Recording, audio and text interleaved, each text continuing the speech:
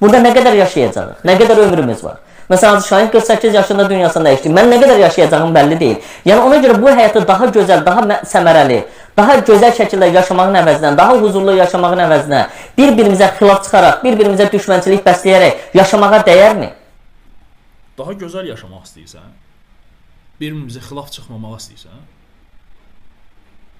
Sakit dayan və müsəlmanların 1400 ildir itaət etdikləri İslam dinindən işin yoxdur. Bir dəfəlik çıx, boynuva al ki, sən ateistsən, deyilsən və yaxud da nə bilim o agnostiksan, nəsən, biz səndən əl çəkək. Vəssalam. Bizim dəyərlərə toxunma. İslam bizimdir və bizim dəyərlərdir, bizim sevdiyimizdir, bizim canımızdır. Toxunma onların heç birinə.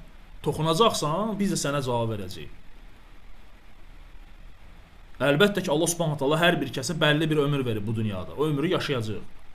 Və birləşmək də, barışmaq da, hər bir şeydə Allahın kitabı və Peyğəmbər sallallahu əleyhi və səlləmin sünnəti üzərində olmalıdır. Həyatı üzərində olmalıdır. Sənin ağlının üzərində yox. Ağlını saxla özünə. Ona görə də biz də sənə deyirik. Bəli. Biz də bilmirik nə qədər yaşayacağıq. Ona görə də Allah Subhanahu taala o ömrü verib sənə, nə qədər gec deyir tövbə elə Allaha. Nə qədər can boğazdan çıxmayıb, ruh. Tövbə elə. Allahdan bağışlanma dilə.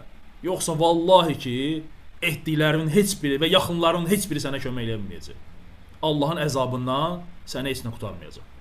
Ona görə də bir də o şeyi dilimə gətirib demə. Bizim dinimiz, Peyğəmbərimiz, kitabımız, Allahımız birdir.